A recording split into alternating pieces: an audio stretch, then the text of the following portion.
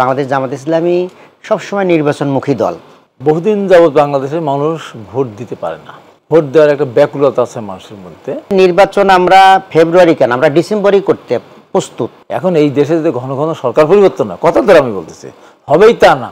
আসসালামু আলাইকুম প্রিয় দর্শক, মাহবুব সৈকত প্রত্যেককে আমন্ত্রণ জানাচ্ছি মাই টিভি সংলাপে। দর্শক, আপনারা জানেন যে আমরা কথা বলি দেশ নিয়ে, দেশের রাজনীতি নিয়ে, আগামী দিনের বাংলাদেশ নিয়ে। আপনাদের যে প্রশ্নগুলো মনে উকি দেয় আমরা সেই প্রশ্নগুলির উত্তর খুঁজি অতিথিদের কাছ থেকে। আজ আমরা আলোচনার শিরোনাম নির্ধারণ করেছি জুলাই সনদ, মত দ্বিমত।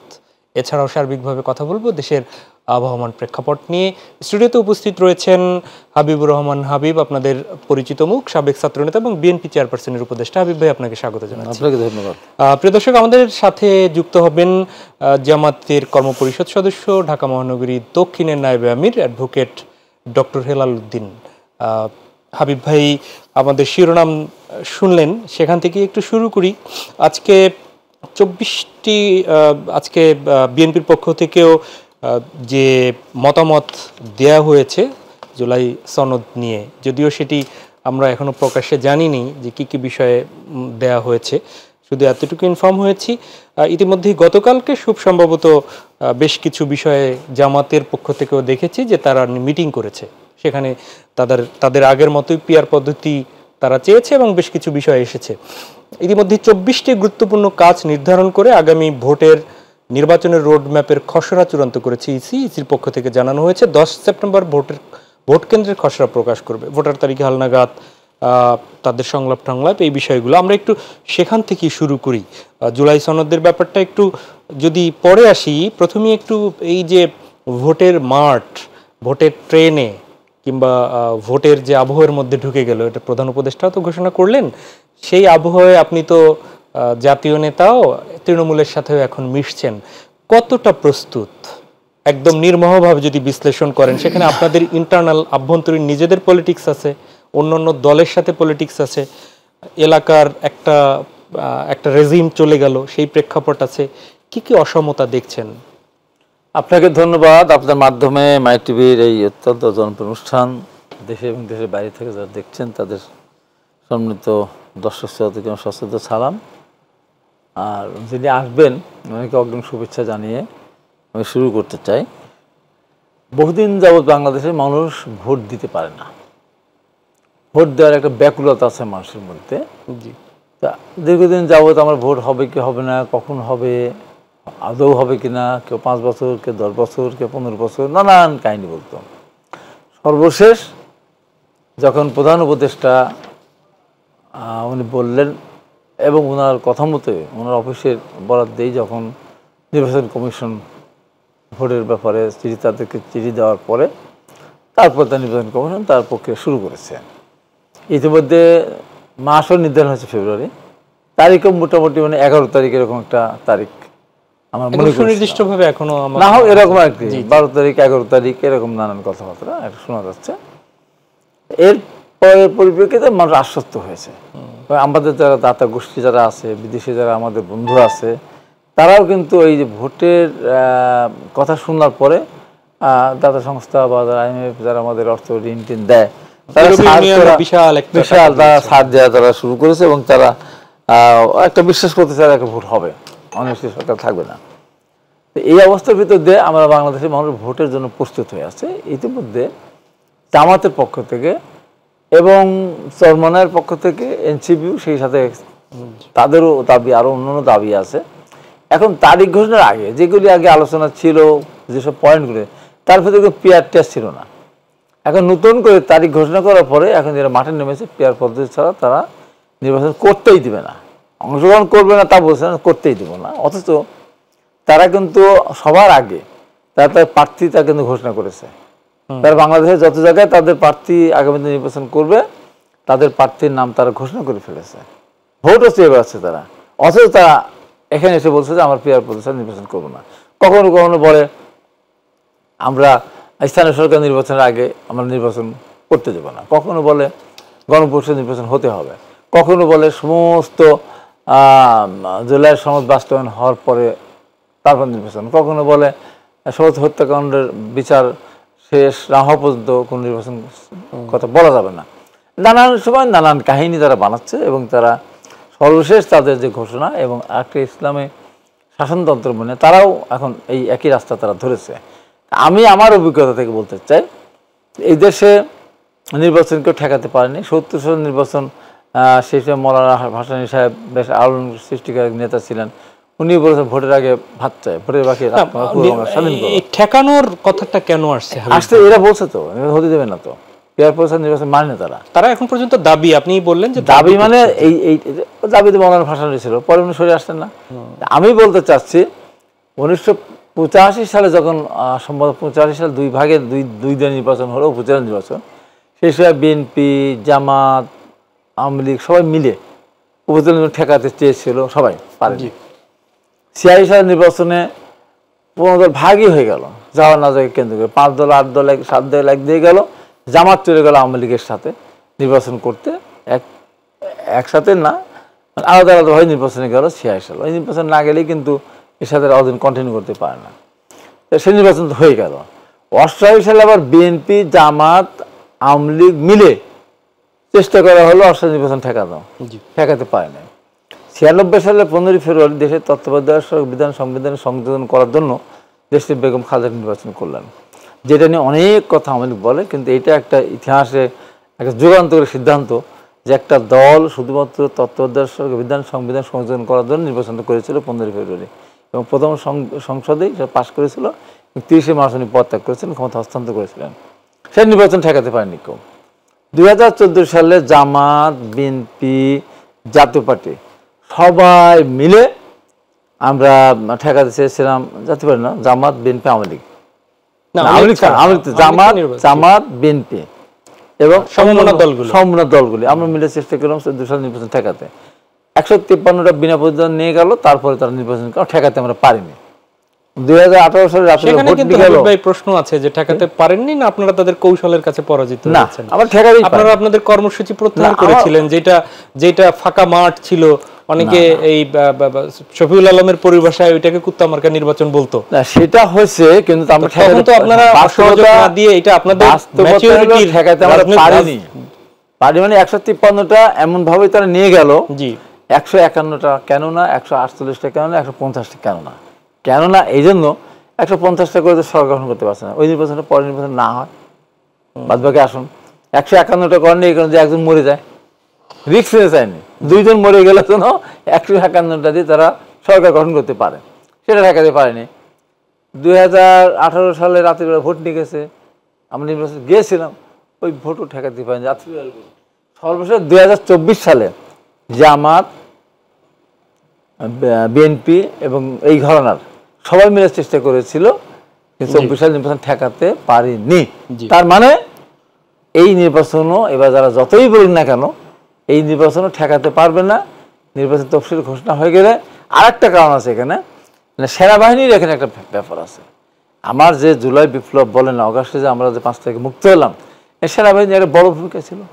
সেনাবাহিনী প্রথম মাঠে নেমে গুলি করা শুরু দিত, তো হতাশ হয়ে যেতাম আমরা, তা করেনি। আমরা ইতিমধ্যেই আমাদের স্টুডিওতে এসে উপস্থিত হয়েছেন বাংলাদেশ জামায়াত ইসলামীর কেন্দ্রীয় কর্মপরিষদ সদস্য অ্যাডভোকেট ডক্টর হেলাল উদ্দিন, আপনাকে স্বাগত জানাচ্ছি। আমি হাবিব ভাই, আপনার কথা বাকি ছিল, আমি সে কথাটা শুনবো, তার আগে একটু অ্যাডভোকেট হেলাল আপনার কাছে আসি।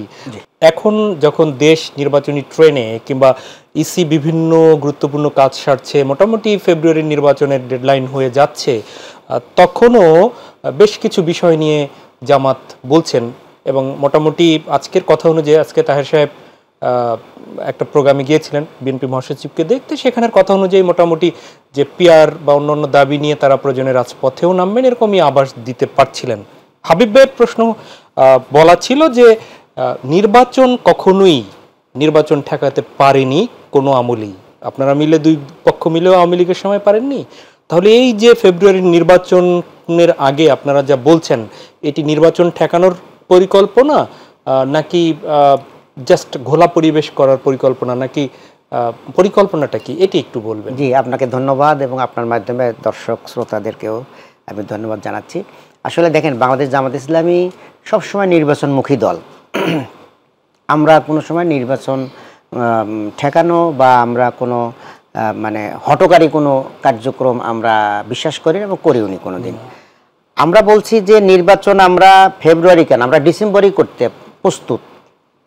আমাদের প্রত্যেকটা আসনের জন্য আমরা ক্যান্ডিডেট ফিট করেছি, তারা ক্যাম্পিং শুরু করেছেন, পুরো একদমে কাজ চলছে আমাদের। আমরা ডিসেম্বরেও ইলেকশন করার জন্য প্রস্তুত আছি। কিন্তু প্রধান উপদেষ্টা ওনার যে প্রথম ভাষণ এবং পরবর্তী যত জায়গায় উনি কথা বলেছেন যে উনি সংস্কার করবেন, এরপরে বিচার, এরপরে উনি আস্তে আস্তে নির্বাচনের করবেন এবং নির্বাচন দিবেন এবং পুরাতন বন্দোবস্ত অনুযায়ী নির্বাচন দিবেন না। এখন কোনো ধরনের মানে পরিবর্তন না করে, সংস্কার না করেই একটা ইলেকশন, এটা আমরা চাচ্ছি না। আমরা তো ফেব্রুয়ারি ইলেকশন করার জন্য রেডি আছি, আমরা ফেব্রুয়ারি ইলেকশন করব। এবং আমরা যে কথাগুলো বলছি যে জুলাই একটা ঘোষণা হলো, বাট সেটা একটা অসম্পূর্ণ ঘোষণা এবং এটার কোনো আইনি ভিত্তি নাই। তাহলে এই ভিত্তি এটার করার কি যুক্তিকতা কি? কারণ 90-এ একটা লিখিত ছিল, এই লিখিতর কোনো মূল্যই হয়নি, জেন্টলম্যান এগ্রিমেন্টের কোনো মূল্য নাই। এখানে সংবিধানের মধ্যে আসতে হবে, সংবিধানে আইনে পরিণত করতে হবে। আমরা বলেছি যে এটার জন্য যে মহামারী কিছু করতে হবে তা না, এটা 1 সপ্তাহের মধ্যে সম্ভব। আপনারা এটা অর্ডিন্যান্সের মাধ্যমে হতে পারে অথবা গণভোটের মাধ্যমে হতে পারে, দেন গণভোট দেন। গণভোটে যদি জনগণ বলে যে না পিআর লাগবে না, না আমরা নাই। জনগণ যদি বলে যে এই সংস্কারগুলো আমরা চাই না, তা আমাদের চাই না। জনগণ যেটা বলবে আমরা ওটাই মানবো। আর প্রেসিডেন্ট যদি অর্ডিন্যান্স জারি করে যদি এটা সংবিধানের মধ্যে অন্তর্ভুক্ত করে দেয়, আমাদের কোনো আপত্তি নেই, করেন, করে আপনারা ইলেকশন দেন। সেই লক্ষণ তো এখনো নাই, তাহলে আপনারা কি করবেন? লক্ষণ নাই এটা তো কোনো বিষয় না। অর্ডিন্যান্স জারি করতে কয়দিন টাইম লাগে? আপাতত রাজনীতিকে বলেন বা সরকারের পক্ষ থেকে বলেন, সরকারকে সেটাই বলতেছি যে আপনারা এটা করেন। এখন তো আপনার সে ফেব্রুয়ারি রয়েছে, এখনো প্রায় 7 মাস পরে, এত এত অডিট কেন? আপনারা করে ফেলেন। মানে আপনারা কি মনে করেন যে এই যে আপনারা পিআর বলছেন সেটি গণভোটে দিলে বা জনগণের অধিকাংশ সেটি চায়? অবশ্যই। কয়দিন আগে একটা জরিপ হলো, সেখানে তো 71% মানুষ চায় পিআর। এখন এই জরিপ কি সবসময় বিএনপি যেখানে বাংলাদেশের রাষ্ট্র পরিচালনায় একাধিকবার তারা ছিল এবং মানুষের ম্যান্ডেট নিয়ে, তাদের সাথেও তো নিশ্চয়ই লোক রয়েছে, তো তারা যদি দলীয়ভাবে বলে যে তারা এটা চায় না, তাহলে আসলে আপনাদেরটাই চায় জনগণ, এটি বুঝবেন কি করে? এটা আমাদেরকেই করতে হবে এটা তো আমরা বলছি না, বা বিএনপিটাই করতে হবে তাও বলছেন। আপনারা গণভোট দেন, জনগণ যদি বলে যে না এত % লোক বললো যে না আমরা চাই না, তো ঠিক আছে, যেটা চাই সেটাই আমরা দিয়ে দেবো, অসুবিধা কি, সেটা আমরা করবো। আচ্ছা, এগুলোর তো আপাতত এই চিন্তার কোনো বাস্তবায়ন দেখা যাচ্ছে না। আপনাদের তাহলে কি কোনো? আমরা সেটাই বলছি যে আমাদের অন্তর্বর্তীকালীন সরকার ওনারা এটা করুক, এ ধরনের একটা পদক্ষেপ। আপনারা সাড়া না পেলে আপনাদের পক্ষ থেকে কি সিদ্ধান্ত, সেটা আমরা দেখি। আমাদের তো সময় আছে, আমাদের তো সময় চলে গেছে এমন তো না। দেখবো আমাদের দল সেটা বিবেচনা করবে, আমাদের আরো অংশীজন আছে, আরো যারা পার্টি আছে তারা কি বলতেছে, সবার সাথে আলোচনা করে সিদ্ধান্ত হবে। রাজপথে যাবেন কিনা সেটি? রাজপথে তো সবাই আছে, কারা রাজপথে নাই বলেন? নির্বাচনে যাবেন কিনা সেটি না, নির্বাচনে যাব না কিন্তু আমরা কখনো বলিনি আমরা নির্বাচনে যাব। আমরা বলছি যে এই দাবিগুলো আদায় করে নির্বাচনে যাব। দাবি করে আদায় করে? হ্যাঁ। আচ্ছা, দাবিগুলো হাবিব ভাই শুনলেন কথা? আমি শুনলাম। আমি যেটা বলতেছিলাম জি, সেটা হলো নির্বাচনটা ফেব্রুয়ারির মধ্যে হবে এই কারণে যে সেনাবাহিনী মাঠে থেকে দিন দিন তাদের কিন্তু মানসিকতার পরিবর্তন হয়ে যাচ্ছে। অনেক জায়গায় স্থানীয়ভাবে মিশতে গিয়ে কিছুটা অনৈতিক কর্মকাণ্ডের সাথে জড়িয়ে যাচ্ছে। দীর্ঘদিন থাকলে তারপরে সেনাবাহিনী এটা তো কাজ না, তাদের কাজ সাময়িক, তারা তো আমাদের দেশের সম্পদ। নিশ্চয়ই এই সেনাবাহিনী যদি আপনার ডিসেম্বর পরে না থাকে, সরকার সেনাবাহিনীর আলাদা কেউ না, তারপর তাদেরও তো একটাই আছে যে আমরা কেন পাহারা দেবো, কত বছর লাগবে সংস্কার করতে, কত বছর লাগবে, কোন নির্দিষ্ট সময় আছে? এই সংস্কার চলমান, বিচার চলমান, এখন কতদিন হলে বিচার শেষ হবে, কতদিন পর সংস্কার শেষ হবে, তারপরে নির্বাচন হবে, তখন সেনাবাহিনী অনেকদিন মাঠে থাকবে, এটা থাকার কোনো রকম সুযোগ নেই। দ্বিতীয়ত কথা, পিআর নিয়ে কিন্তু আগে আলোচনা হয়নি, হঠাৎ করে আলোচনা আসলো। হঠাৎ করে আলোচনা আসলো মানে চরমনায় একটা মিটিং সমাবেশ ডাকলো, সেখানে সবাই গেল, এখানে পিআরের কথা আসলো, যেটা আমাদের দেশে ছিল না। আর পিআর সিস্টেমে নির্বাচন হওয়ার স্বতন্ত্র প্রার্থীদের কি হবে? স্বতন্ত্র যদি কেউ ইলেকশন করতে চায় তাদের কি হবে? তাদের ক্ষেত্রে কোন পদ্ধতি অবলম্বন করবে? তারপরে স্থানীয় সরকার নির্বাচন, ইউনিয়ন কাউন্সিল, পৌরসভা, উপজেলা, সিটি কর্পোরেশন, সেখানে কি আপনি পিআর সিস্টেম আপনি চালু করতে পারবেন? এক দেশে তো দুই নিয়ম তো হবে না। তারপর ধরেন একজন প্রার্থী সংসদ ভাই এটি তো আলাদা, একটা স্থানীয় সরকার নির্বাচন কেন আপনি নির্বাচনের যখন কথা আলাদা আলাদা হোক, তো আপনি স্থানীয় সরকার তাহলে ব্যাখ্যা দিতে হবে, স্থানীয় সরকার ওইটা হবে না, এটা হবে। আমাদের লাভ লসের জায়গাটা আমাদের লাভ লসের ব্যাপারটা হলো যে আমাদের লাভ লসের কোন ব্যাপার না। পিআর সিস্টেমে নির্বাচন হলেও বিএনপির লস নাই, পিআর সিস্টেমে না হলেও বিএনপির লস নাই। কিন্তু আমরা চাচ্ছি পিআর পদ্ধতি হলো কি জামাতের লাভ? হ্যাঁ, জামাতের লাভ মানে জামাত ভাবতেছে জামাতের লাভ, জামাত ভাবতেছে, আরো ছোটখাটো দল তারা ভাবতেছে এটা, মানে ভাবা এটা হলো যুদ্ধের আগে পরাজয় বরণ করে নেওয়া। জামাত একটা শক্তিশালী সংগঠন, এখন তো বাংলাদেশ সবচেয়ে এগিয়ে আছে জামাত, প্রশাসন সবকিছু মিলিয়ে আমার ভাইরা যাহা বলে তাই হয়। কিন্তু হ্যাঁ, সেখানে জামাতের তো আগে সিস্টেমে নির্বাচন করার ক্ষেত্রে কোনো তো অসুবিধা হওয়ার কথা না। ছোটখাটো দলগুলি আছে তাদের হতে পারে সমস্যা, তারপরেও ধরেন এদেশে যারা প্রগতির পক্ষে, প্রগতির রাজনৈতিক দল, মুক্তিদের পক্ষে যে দলগুলি ছিল, কমিউনিস্ট পার্টি, তারা কিন্তু প্রথম পিআর সিস্টেমের কথা বলতো, এখন কিন্তু তারা বলে না। আরও ছোটখাটো দল আছে তারা বলে যে নির্বাচন হওয়া উচিত, একটা গণতান্ত্রিক সরকার আসা উচিত, তা নাহলে দীর্ঘদিন যদি এই সমস্ত নিয়ে যদি আমরা লেনদেন করতে থাকি, আজকে 1 বছর পার হয়ে গেল, এখন পর্যন্ত কোনো ইনভেস্টমেন্ট কিন্তু আসেনি। আমাদের অত্যন্ত বিচক্ষণ অর্থ মন্ত্রণালয়ের যিনি দায়িত্বে আছেন, মানে উপদেষ্টা, উনি বলেন আমাদের একটা অগ্রগতি হয়েছে, আমাদের রিজার্ভ খাদের কিনারে গিয়েছিল, সেখান থেকে উঠে এসেছে। আমি তাকে বিনয়ের সাথে বলতে চাই, এটা ভালো লক্ষণ না। এই 1 বছরে একটা ভালো কোনো শিল্প কারখানা হয়নি, কোনো মেশিন যন্ত্রপাতি আমদানি হয়নি, তা খরচ হবে কীভাবে?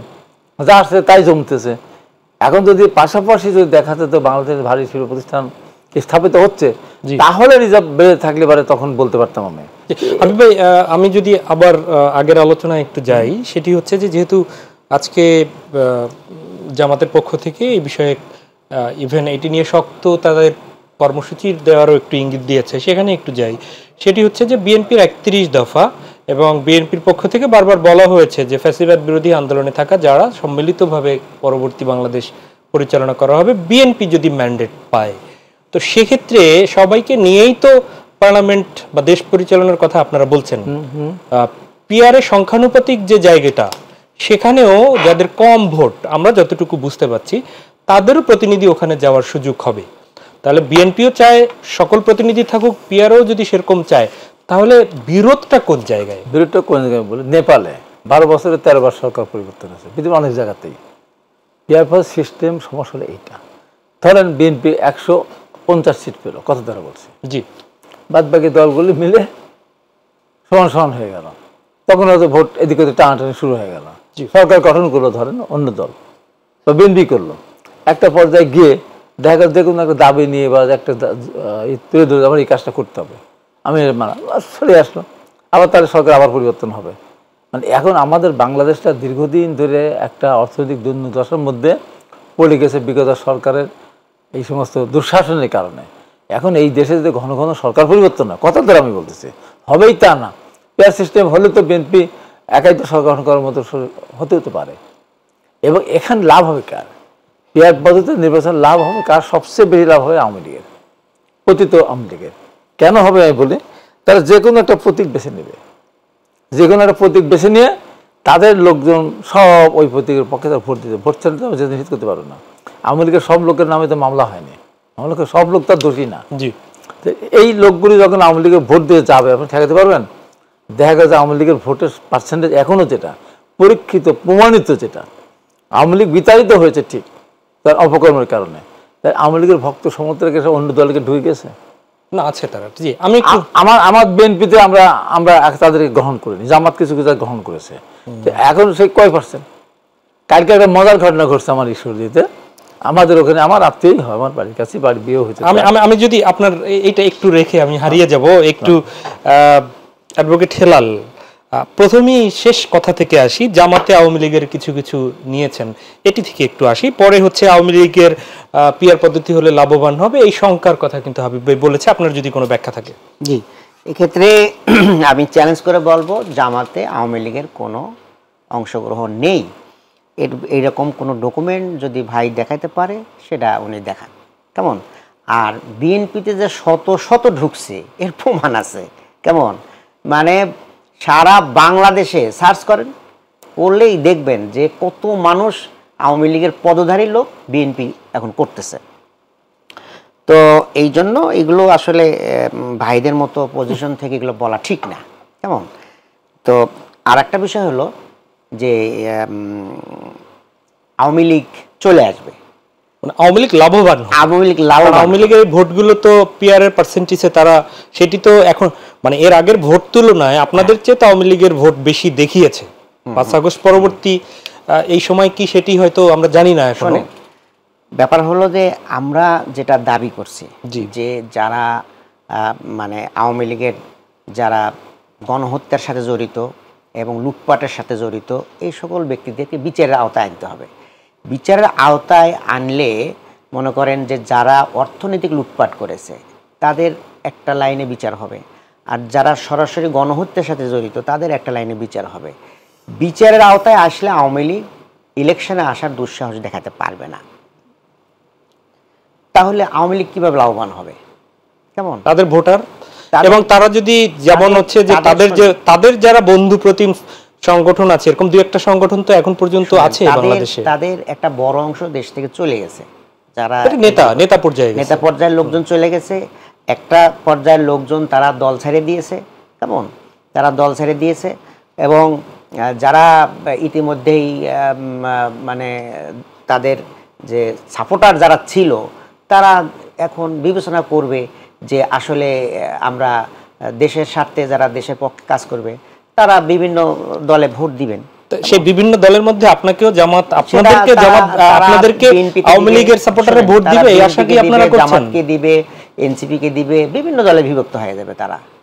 আপনারা সেই ভোটগুলোর কত পার্সেন্ট পাবেন মনে করছেন? আমরা এটা এখন কেমনে বুঝবো? আমরা তো এখন মানুষ তো এখনই তফসিল ঘোষণা হলে না আমরা তখন বাড়ি বাড়ি ক্যাম্পিং করতে পারবো।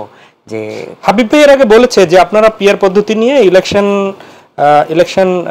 ইলেকশনের আগে এটা করছেন, একটু বাধাগ্রস্ত হচ্ছে, কিন্তু তার আগে আপনারা বাড়ি বাড়িতে যাওয়া শুরু করেছেন, প্রার্থী ঘোষণা সবার আগে করে দিয়েছেন। তা আপনাদের তো একটা হিসেব পরিসংখ্যান থাকার কথা, সেখানে কি আপনারা দেখেছেন যে এই ভোটগুলো আপনাদের পক্ষে যাবে? সেই মাঠ পর্যবেক্ষণ কি বলে? আমি যতটা জানি যে আপনিও ঢাকার একটা আসনে, আমি ঢাকার একটা আসনে কাজ করতেছি, সেখানে আমরা বলতেছি যে যারা ন্যায় ইনসাফের পক্ষে থাকবেন তারা আমাদের সমর্থন করবেন। তেমন এখানে আমরা তো দল মত নির্বিশেষে সবার কাছে যাচ্ছি আর ঠিক আছে। কিন্তু কেউ তো আর ওইভাবে বলতেছে না যে আমি, কারণ আমরা তো যারা চিহ্নিত আওয়ামী লীগার তাদের বাসায় তো আমরা যাচ্ছি না, ঠিক আছে। এবং যারা সাধারণ পর্যায়ের লোকজন কে কোন দল করে এইভাবে তো তাদের এইভাবে লেখা নাই, কেমন। তো সেই হিসেবে আমরা যাচ্ছি, যারা আমাদেরকে সমর্থন করবে তারা আমাদের ভোট দিবে, যারা বিএনপিকে ভোট দিবে তারা দিবে, অসুবিধা নাই তো। প্রশাসনে জামাত যা বলে তাই হয়, এটি হাবিব ভাই স্পষ্ট করে বলেছেন। এইসব কথাটা আসলে ওনার ভিত্তি আছে বলেন? হাবিব ভাই এলাকায় হচ্ছে কি আমরা দেখতেছি যেটা আমরা যেটা দেখতেছি যে থানা থেকে আসামি ছাড়া আনতেছে কারা বলেন?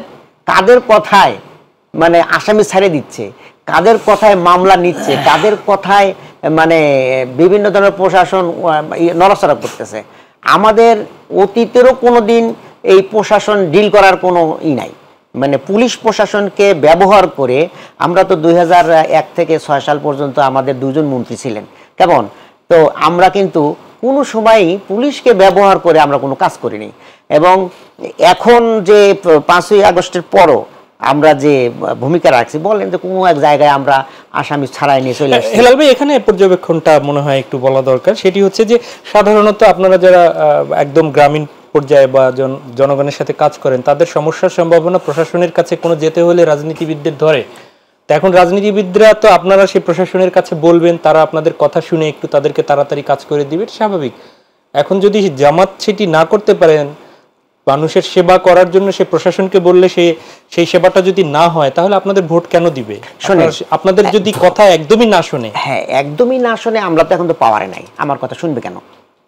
আমি একদম বাস্তব অভিজ্ঞতা বলতেছি যে হাবিব ভাই এবং ওনাদের বিভিন্ন পর্যায়ের লোকজন বিভিন্ন, আমি সেদিন খুবই হতবাক হয়ে গেলাম যে আমাদের শিক্ষক নেতা একজন আছেন, অ্যাডভোকেট কি নাম ওনার, এই যে কলেজের শিক্ষক ছিলেন, প্রিন্সিপাল, তো উনি এখন অ্যাডভোকেট হয়েছেন, প্রিন্সিপাল ছিলেন উনি, সেলিম ভুঁইয়া ভাই।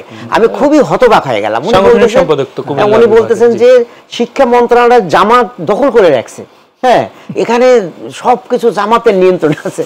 অথচ আমি নিজে প্রায় 20 থেকে 50 জনের জন্য আমি বিভিন্ন সময়ে আমি গেছি, শিক্ষা মন্ত্রণালয়ে গেছি যে ভাই এটা একটু ট্রান্সফার করে দেন, একে আওয়ামী লীগের সময়ে তাকে মানে ই করে রাখছিল, মানে ওএসডি করে রাখছিল, তাকে একটা কলেজে বা কোনো একটা জায়গায় দেন। আমি এ পর্যন্ত একটাও সাকসেসফুল হতে পারিনি, একটাও পারিনি।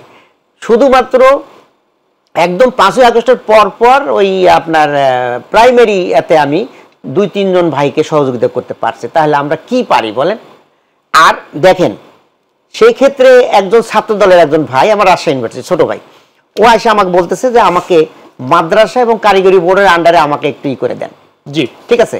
তো আমি বললাম যে এখানে আমি কেমনে করবো? ওখানে আপনাদের লোকজন আছে। তো আমাদের লোক আছে, আমি 5 জনের জন্য জিজ্ঞেস করছি, একজনের হয় নাই। বরঞ্চ আমি করলে তোমার হবে না, তুমি বরঞ্চ যে চ্যানেল দিয়ে এখানে আসছো ওইটাই ই করে। দেখা গেলো ঠিকই সে মাদ্রাসা অধিদপ্তরে ঢুকে গেছে, ছাত্র দলের একজন ভাই। আমি বলিনি, কিন্তু তার জন্য নেগেটিভ বলিনি। জি, বুঝতে পারছি আপনি যে বিষয়টা বলতে পারছেন। আমি একটু হাবিব ভাই আপনার কাছে আসি। সেটি হচ্ছে যে এখন যে একদম ক্রিয়াশীল যে রাজনৈতিক দলগুলো রয়েছে সেখানে আওয়ামী লীগ অনুপস্থিত। আওয়ামী লীগ মানে দৃশ্যমান অনুপস্থিত, অদৃশ্যমান কতটুকু সেটি তো আমরা জানি না। তো সেক্ষেত্রে যে ভোটের যে অবস্থা, আপনারা জামাত, এখানে এনসিপি আছে, দৃশ্যমান আমরা এর আগে চরমোনাই দেখেছি, অন্য অথবা আরো বেশ কিছু দলকে দেখেছি, এর সাথে জাপাও সম্প্রতি যোগ দিয়েছে। তো এই কোনোভাবে আওয়ামী লীগের ভোটগুলো, তারা তো আওয়ামী লীগের সঙ্গী ছিল, কোনোভাবে কি তাদের দিকে টার্ন করবে মনে করেন, জাপার দিকে? তারা তো এটি একটি আশায় নিশ্চয়ই বসে আছে। আমি সর্বপ্রথম আমার বৃহত্তর পাবনা জেলার মানুষ, জি, আমার ভাই অ্যাডভোকেট ডক্টর হেলাল উদ্দিনকে এক বুক ভালোবাসা জানাচ্ছি। উনি আমাকে একটা সত্যের মুখোমুখি, আমাকে নিয়ে তো অনেক কথা হয়, তো জি, সত্যের মুখোমুখি আমাকে করার সুযোগ করে দিয়েছেন, এই জন্য আরেকবার ধন্যবাদ। আমার সাক্ষী লাগবে, সাক্ষী লাগবে। ঠিক আছে, এই যে একজন লোক, এর নাম হলো সাবান, জি, আওয়ামী লীগের এমপিকে মারা দিচ্ছে, ফুল দিচ্ছে। এই যে একটা কমিটি, এই কমিটির 3 নম্বরে আছে মৌলানা আব্দুল সোবান সাবান, কালকে এটা বানানো। এরপরে আগের যে কমিটি ছিল, এই যে কালকে থানার থেকে ছাড়িয়ে নিয়ে এসেছে সাবানকে, বৈষম্য বিরোধী আন্দোলনের মামলা দিয়ে, মানে ধরে নিয়ে মামলা দিতে চেয়েছিল। এই হলো সেই সাবান, যাকে জামাত ইসলাম সবগুলো জামাতের নেতা কিন্তু ছাড়িয়ে নিয়ে আসছে থানার থেকে। এখন দেখেন, এই যে একটা কমিটি, আমার নিজের ইউনিয়ন, এখানে 3 নম্বর যে আছে তার নাম কিন্তু সাবান নেই, তুষার। মানে কত বড় অসত্য, মানে আসমান ভেঙে পড়ার মতো অবস্থা, আসমান ভেঙে পড়ার মতো অবস্থা। জামাতের একটা কমিটি, এটা হলো আসল কমিটি, আগের কমিটি। আর ওই যে কমিটি তাকে এসপি সাহেবকে গিয়ে বলে যে আমাদের কমিটির লোক, 3 নম্বর তার নাম আছে, কিন্তু তাকে এসপি সাহেব ছাড়ার অনুমতি দিল। তারা বের হয়ে পরে ওই লোকগুলি, জামাতের লোকগুলো ছাড়া নিয়ে আসলো থানার থেকে। জি, হাবিব ভাই, আমার শেষ করে ইম্পর্টেন্ট একটা জিনিস, জি, জি, ইম্পর্টেন্ট একটা জিনিস। তাহলে আওয়ামী লীগের লোক আমার কাছে বিএনপির লোক, আওয়ামী লীগের, তাহলে সে জামাতের লোক, তাহলে আওয়ামী লীগের এমপির সাথে তার সেই দিচ্ছে, ফুল দিচ্ছে আমার এমপিকে। আগে যে কমিটি আছে, অরিজিনাল কমিটি, সেই কমিটির নাম নাই। আমার কাছে কয়েকবার আসছে, ভাই আমার একটু তাহলে ওলামা দলের একটা সভাপতি করে দেন। রাজনীতি করতে তো দরকার নেই, যাও। তাকে কালকে নতুন প্যাড বানায় শুধু ছাড়ানোর জন্য, এই তার নামে 3 নম্বর তার নামটা দিয়েছে। ছাড়ানোর পরে সব এই জামাতের নেতারা তাকে নিয়ে থানার সামনে। জি, আমি এটার মাঝে, ভাই এটা খুব ইম্পর্টেন্ট। বাংলাদেশে এই ঘটনা তো আর কেউ দেখাতে পারবে না। আমি যেগুলি বলি অসত্য ঘটনা একটা বল না, আমি পাবনার এসপিকে জিজ্ঞাসা করতে চাই, আপনি তাকে ছাড়ার জন্য বললেন, আপনি যাচাই করলেন না। আবার আজকে আমার কথা হলো যে আমি বাংলাদেশে একমাত্র ব্যক্তি যে মিথ্যা মামলা সর্বপ্রথম সাজা পেয়েছি আমি। দেশটি বেগম খালেদা জিয়ার পরে সাজা নিয়ে আমি 2টা সাজা নিয়ে আমি গেছি কিন্তু কারাগারে। জি, শেষ করতে দেন, টক শো থেকে আমি পরে আমাকে বলতে দেন না, টক শো গ্রেপ্তার করে নিয়ে আমাকে সাজা দিল। জেলখানে কত কান্না দেখেছি, আমাদের নবীউল্লাহ থেকে শুরু করে আমাদের যে নীরব, বারে বারে জেল গেট থেকে ধরে নিয়ে আসছে। একটা মামলায় জামিন হয়, আবার ধরে নিয়ে যায়। এই সংস্কৃতি এখনো চলছে। এখানে আমার দামাত যখন তদবির করে তখন তো তাদের এসপি সাহেব ছেড়ে দিতে বলে। আমি একটা নাম মেনশন করে বলছি, মোর্তজা সাহেব। এবং দেখেন, আজকে উজ্জ্বল নামে একজন ছেলে আমার গ্রামেরই বাড়ি, সে শ্রমিক লীগ করে, সে থাকে হলো আজিমপুর। আমি শেষ আমাকে বলতে দেন না, পরে আমাকে বলতে দেন না, সেখানে সে ব্রেক থেকে ফিরি, তারপরে বলতে দেবেন কিন্তু আমার কথা ক্লিয়ার করতে হবে। জি, যদিও মানে প্রসঙ্গটা অন্যদিকে চলে যাচ্ছে, তাহলে এটা বাস্তব বলতে ভাই যখন বলছে যে একটা আমরা ছাড়াই না, আমি সাথে প্রমাণ করি। এখন সে তো ওই জেলার না, নিশ্চয়ই সে ওই রেসপন্সিবিলিটি নিতে পারবে। কেন নিল? আবার আমার কথা বলবো, হাবিবের মতো একটা সিনিয়র লোক এই ধরনের কথা বলে আমরা বিরতি, আমার প্রিয় ভাই তারপরে হেলাল ভাইয়ের কাছে যাব, আপনার কাছে আবার ফিরবো। নির্বাচনের দিনক্ষণ যেহেতু ঘনিয়ে আসছে, সেখানে এই যে জুলাই সনদ যেটি বললেন যে আইনের ভিত্তি এখনো দেয়া হয়নি, তারপরে হচ্ছে একদিক থেকে সেই বিষয়টি রয়েছে, বিচারের কথা বললেন, সেগুলো রয়েছে, কিন্তু নির্বাচনের দিনক্ষণও খুব কাছাকাছি আস্তে আস্তে চলে আসছে। তো সে অবস্থায় আপনারা একদিক থেকে প্রার্থী দিচ্ছেন মাঠে, আপনার ডোর টু ডোর আপনারা প্রোগ্রাম করছেন, কিন্তু নির্বাচনের আগে এগুলো আবার বাস্তবায়ন করতে হবে, একদম সেগুলো নিয়ে রাজপথে নামার কথাও বলছেন। সেটি কি একটু বৈপরীত্য হয়ে গেল না বিষয়? না, দেখুন, এটা বৈপরীত্য না। এটা যদি মনে করেন যে যদি পুরাতন বন্দোবস্তই থাকে, তাহলে তো এই 2000 মানে মানুষের জীবন দেওয়ার পুরো প্রয়োজন ছিল না, রক্ত দেওয়ার প্রয়োজন ছিল না। ঠিক আছে, মানে যেভাবে চলতে একটা সরকার ছিল, তো ভাই সরকার ছিল, প্রশাসন ছিল, মন্ত্রী ছিল, এমপি ছিল, সব কিছুই ছিল, চলছিল। কিন্তু খালি আমরা যারা বিরোধী দলে ছিলাম তারা আমরা কথা বলতে পারতাম না, আমরা আমাদের অধিকারটা প্রয়োগ করতে পারতাম না। কিন্তু দেশের একটা বড় জনগণ তো তারা সবকিছু, ব্যবসা বাণিজ্য সবই চলছিল। তাহলে এই যে রক্তগুলো গেল, এখানে কিন্তু নতুন বন্দোবস্তর একটা কথা, সেই কথাগুলো হচ্ছে না। এবং এটার জন্য তো 1 মাস 2 মাস 3 মাসের বেশি সময় লাগার কথা না, তফসিল ঘোষণার আগে এগুলো ক্লিয়ার হয়ে যাবে। সেই ধরনের একটা উদ্যোগ আমরা চাচ্ছি। কেমন? এটা যদি না হয় তাহলে দেখেন কি হবে, এই যে সরকার, এটা ইলিগাল সরকার হয়ে যাবে। কারণ হলো যে রেফারেন্ডামের কথা বলা হচ্ছে 106, এইটা এখানে অ্যাপ্লিকেবল নয়। এটা হলো ওনারা বৈধ সরকার এই হিসাবে জনগণের উইল পাওয়া। সেটি আপনারা রাজনৈতিক দল হিসেবে বুঝতে পারছেন, যারা এখন সরকার চালাচ্ছে তারা বুঝতে পারছে না। এটা ওনারা বুঝতেছেন, ওনারা বুঝবে, কিন্তু সময় পার হয়ে গেলে বুঝে কোনো লাভ হবে না। এটা হলো জনগণের উইল পাওয়ার। জনগণ ইচ্ছা করলে কোনো বৈধ সরকারকেও নামাই দিতে পারে, আবার জনগণ ইচ্ছা করলে আবার অন্য কাউকে বসাই দিতে পারে। এটা হলো জনগণের একটা সুপ্রিম পাওয়ার। কেমন? তো সেই পাওয়ার বলেই এই সরকার এখন বৈধ সরকার। কিন্তু যখনই তারা এই রেফারেন্ডামের কথা বলছে 106, এটা কিন্তু অ্যাপ্লিকেবল না। এবং ওনারা যে আইন কানুন কথাবার্তা, যে নির্বাচনটা অবৈধ হয়ে যাবে। এবং সেই কেউ যদি 10 বছর পরে 5 বছর পরে যদি ক্লেম করে, এবং সেই হিসাবে এই যে এখন হাবিবুল আউয়ালের ধরে নিয়ে যাচ্ছে, অমুকে ধরে নিয়ে যাচ্ছে, তাই না? এরকম এই সিএসি, এই চিফ অ্যাডভাইজার এবং এই অ্যাডভাইজারদের, এবং আমরা যারা জুলে আন্দোলন করছি, আমরা যারা জেলে গেছি, রক্ত দিয়েছি, এই সকল লোকজনদেরকেও বিভিন্নভাবে সেই তারা করতে পারবে আর কি, হ্যারাসমেন্টের তালিকা আনতে পারবে। এই জন্য এখন যেটা করার দরকার সেটা হলো, ওই সময় এটা করা দরকার ছিল, সেটা হয় নাই, কিন্তু এখন করা দরকার। আমরা দেখছি যে 1993 সালে নেলসন ম্যান্ডেলা যখন আন্দোলনের বিপ্লবের মাধ্যমে বের হলেন, সেই নেলসন ম্যান্ডেলা বের হওয়ার পরপরই তিনি একটা কমিটি করলেন, ছোট্ট একটা কমিটি করে দিয়া একটা অন্তর্বর্তীকালীন একটা সংবিধান করলেন, এবং সেইটার ভিত্তিতে ইলেকশন হলো এবং পরবর্তী সরকার হলো। এমনকি এই যে সিরিয়াতে কয়েকদিন আগে যে বিপ্লবটা হয়ে গেল আমাদের পরে, তারাও কিন্তু একটা নতুন ছোট্ট একটা কমিটি করে ছোট্ট একটা সংবিধান করে তারা আগায় যাচ্ছে। কিন্তু আমরা সেটা করতে পারিনি। এখন আমাদের জুলাই যে সনদ, এইটাই হবে আমাদের সেই সংবিধান। এই জুলাই সংবিধান আইনে পরিণত করে এর আন্ডারে যদি ইলেকশনটা করে, তাহলে এটা সব দিক থেকেই সেফ হলো, নতুন বন্দোবস্ত হলো, এরাও সেফ হলো, দেশের জন্য। অনেক ধন্যবাদ হাবিব ভাই। আমি 2 মিনিট সময়, সম্ভবত 2 থেকে 2.5 মিনিট আমি সংক্ষেপে বলে যাই, তাহলে কোনোটাই থাকে না। 1975 সালের 15 আগস্টের পর মোশতাক ইন্ডেমনিটি দিয়ে গেছিল, পরবর্তী সময় আইনে পরিণত হয়েছিল। আওয়ামী লীগ ক্ষমতার আসার পরে ইন্ডেমনিটি ছিল, বিচার হয়নি। আওয়ামী লীগ আইন করলো না, জিয়া রহমানকে কেউ সাধারণ ঘোষক বলে, তাদের বিরুদ্ধে সার্বিক ব্যবস্থা গ্রহণ করা হবে, আইনের আওতা আনা হবে। আমরা কি বলি নাই? ঠেকাতে পারছে? ভয় করছি? করি নাই। আওয়ামী লীগ লিখে গেল লাস্টে যে আর কোনো দিন অনির্বাচিত সরকার রাষ্ট্রে ক্ষমতা আসতে পারবে না। এখন কি নির্বাচিত সরকার? না, অনির্বাচিত সরকার। আপনি জুলাই সনদ ঘোষণা করলেই যে পরবর্তী সময় কিছু হবে না, এই যে আমাদের মাইন্ডসেটটা হতে হবে যে আমরা 31 দফার ভিতরে যা আমরা করেছি, যখন তো সরকার পরিবর্তন হয়নি, আওয়ামী সরকার আমলে এই দেশে আর যেমন ফ্যাসিবাদে জন্ম হতে না পারে, তার কারণে পরপর 2 বারের বেশি কেউ প্রধানমন্ত্রী হতে পারবেন না। 5 বছর পর সংসদ ভেঙে যাবে, নির্বাচন তত্ত্বাবধায়ক অধীনে নির্বাচন হবে, কাজ না করলে কেউ ভোট দিবে না।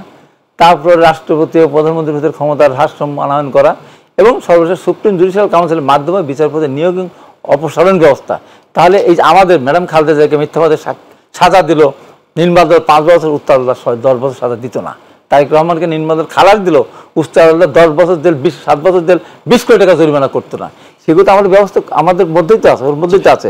এখন আমি শেষ কথা যেটা বলি, যে এখন নির্বাচনটা 3 মাসের মধ্যে যদি দিয়ে দিতে পারতো, এখন কত বছর লাগবে? এই হাবিব ভাই, এই নির্বাচন নিয়ে একটু 1 মিনিটের মধ্যে শেষ করবেন। সেটি হচ্ছে যে নির্বাচন নিয়ে আপনারা বলছেন বারবার, জামাত নির্বাচনের আগে অনেকগুলো দাবি করছে, কিন্তু তারা প্রস্তুত, তাদের প্রার্থী, আপনাদের প্রার্থী ঘোষণা কোথায়, কবে হবে? আমাদের প্রার্থী তো আমাদের 80% হয়ে গেছে। আমাদের যারা পাবনা জেলা বেঞ্চের আহ্বায়ক, আমার অলরেডি 5টা বছর 4টা বলে দিয়েছে, আমি সহ বলে দিয়েছি। আমি অনানুষ্ঠানিক, হ্যাঁ, আমরা তাদের পরিচয় করে দিচ্ছি, তো তাদের ভোট চাচ্ছি আমরা।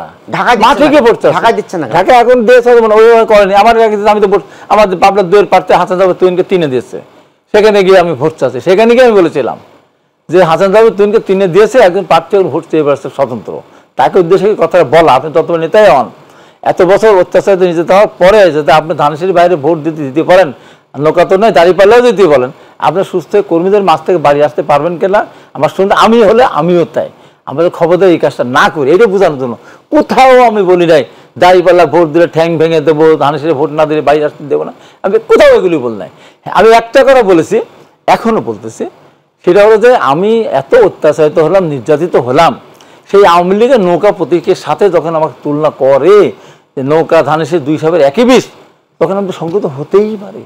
যারা আমাকে অত্যাচার করলো, ম্যাডামকে দিল কাটালো, তখন আমি বলেছি এই কথা যারা বলবে, আমি বলি নাই জামাতের জিব্বা কাটো, আমি বলি না সাদিজ আলমের জিব্বা কাটো, আমি বলেছি যে কথা বললো তার জিব্বাটা করে কালো কোথায় দিয়ে খাওয়া যাবে। আমার এত বড় অপবাদ আমি কেন নেবো? আমি অত্যাচার করলাম না, আমি নির্যাতিত হলাম, তার প্রতিক্রিয়া আমার কেন? এবং এই কথাটা শহীদুদ্দিন চৌধুরী অ্যানিকে যখন মিথ্যা যখন সে তৎকালীন স্বরাষ্ট্রমন্ত্রী মেজর রহিম করেছিল, অ্যানি কারাগার দিয়ে পুলিশকে গুলি করে উদ্যত হয়েছিল, তাই পুলিশ আত্মরক্ষাতে চেয়েছে, আমি সেদিন প্রেস শান্ত করেছিলাম। আওয়ামী লীগের এমপি, আওয়ামী লীগের মন্ত্রী, আপনার সেক্টর কমান্ডার বিরুদ্ধে আমি বললাম মেজর রফিক এই কথা জাতীয় আওয়ামী লীগ অবশ্যই বললে আমি নিন্দা জ্ঞাপন করতাম, প্রেস করে বলে প্রতিহত করতাম। যেহেতু জাতীয় সংসদে বলেছেন মহান জাতীয় সংসদের লক্ষ্যমন্ত্রীর জীবনের বিনিময়, সেই জন্য আপনার স্বাস্থ্য আপনার 2 বেলাকে কালো করতে সময় আমি দিতে পারছি না, সেদিনই বলেছি। তো সর্বশেষ আমি যেটা বলবো যে পাবনার যে কাজটা হয়েছে, আমার এসপি মহোদয়ের প্রতি আমি আবারও বলবো, একটা হচ্ছে যে এই আমি নামদের মধ্যে বিভক্তির মধ্যে আপনি ঐক্যের কোনো সম্ভাবনা কি দেখেন, যে সবকিছু মিলে বিরোধী দলগুলো ঐক্য থাকবে? ভোট হতেই হবে, ঐক্যগুলো কি থাকবে শেষ পর্যন্ত? না হলে বলবো ফ্যাসিবাদের বিরুদ্ধে যারা তাদের ঐক্যতা থাকবে শেষ পর্যন্ত না থাকি, জি আমরা মহা বিপদে পড়বো, যে বিপদ আর আমাদের থেকে ওই বিপদ থেকে সাঁতরায় কুল পাবো না। অনেক ধন্যবাদ, কেউ হাত ধরে তুলে অ্যাডভোকেট হেলালুদ্দিন উচিত এইগুলি এইসব বিরুদ্ধে না বলে আসেন একসাথে মিলে একটা সামনে। অনেক ধন্যবাদ। অনেকগুলো বিষয় এখনো দ্বিমত রয়েছে, কিন্তু ভোটের ব্যাপারে একমত হয়ে দেশ গড়ার ক্ষেত্রে ঐক্যবদ্ধ ফ্যাসিবাদ বিরোধী আন্দোলনের দলগুলো থাকবে, নাকি বিভক্তি, সংশয়, সন্দেহ আরো বাড়বে? না, আমি একটু 2-1টা কথা ওনার সাথে অ্যাড করে নিই। সেটা হলো একদম আমি 1 মিনিটের মধ্যে একটা বলবো, সেটা হলো যে যদি সংবিধানের মধ্যে আইনে নিয়ে আসা যায় তাহলে লাভটা কি হবে? 5ম সংশোধনী বাতিল করা হয়েছিল, বাট ওখান থেকে ডক্ট্রিন অফ নেসেসিটির কারণে অনেকগুলো আইন রয়ে গেছে। 5ম সংসদই বাতিল করছে, এর সাথে 7ম সংসদই বাতিল করছে, বাট ওই অনেক আইন আমাদের সংবিধানে এখনো বিদ্যমান আছে, বাতিল করার পরও বিদ্যমান আছে। এই জন্য সংবিধানে আসলে এই সুবিধাগুলো আছে। আর হলো আমাদের ভাই যেটা মবের কথা বলছেন, যে আমরা আসলে পাবনার বিষয়টা আমাদের এখনো গোসরে আসে নাই, কোনো মানে ন্যাশনাল কোনো এতে আসেনি, কিন্তু 3রা জুলাই এবং 18ই আপনার এতে যে কয়েকটা ঘটনা ঘটেছে, পাটগ্রাম এবং জয়পুরহাট খেতলালে 3 জুলাই এবং 18ই মার্চে যে মবগুলো হয়েছিল এবং থানা ঘেরাও করে যে কাজটা হয়েছিল, সেটা কিন্তু গোটা বাংলাদেশে তোলপাড় হয়েছে। যেটাই হোক, আপনাদের মাধ্যমে হোক আর তাদের মাধ্যমে হোক, আমরা তো ভালো না, এই কাজটা ভালো না, এবং আমাদের বাংলাদেশে এখনো আসে নাই। আমরা আসলে এটা আমরা ব্যবস্থা আমরা করি। আর একটা বিষয় হলো যে আপনার ফেসিবাদ বিরোধী সকল গোষ্ঠীকে আমাদের ঐক্যবদ্ধ থাকতে অনেক, হবে, অনেক, ঐক্যবদ্ধ থাকতে হবে, না এইটা থাকলে হলো যে এই কোনো জায়গায় সময় আসে। দেশে বিপর্যয় ডেকে অনেক আনতে অনেক পারে। ধন্যবাদ অ্যাডভোকেট করে ডক্টর হেলালুদ্দিন আহমেদ এবং আমাদের যে অসংখ্য অবস্থা ধন্যবাদ, করেছিল, আমাদের অফিস হাবিবুর রহমান যাচ্ছিল। হাবিব, আপনাদের দুজনকে। প্রিয় দর্শক, এই ছিল আমাদের আজকের আয়োজন। দেখা হবে পরবর্তীতে। আমরাও মনে করি কল্যাণমূলক একটি দেশ গড়তে ফ্যাসিবাদ বিরোধী সকল শক্তিকে ঐক্যবদ্ধ থাকার কোনো বিকল্প নেই। আর সেই কল্যাণমূলক দেশ গড়তে আসুন যে যার জায়গা থেকে একটু হলেও ইতিবাচক ভূমিকা পালন করি। আল্লাহ হাফেজ।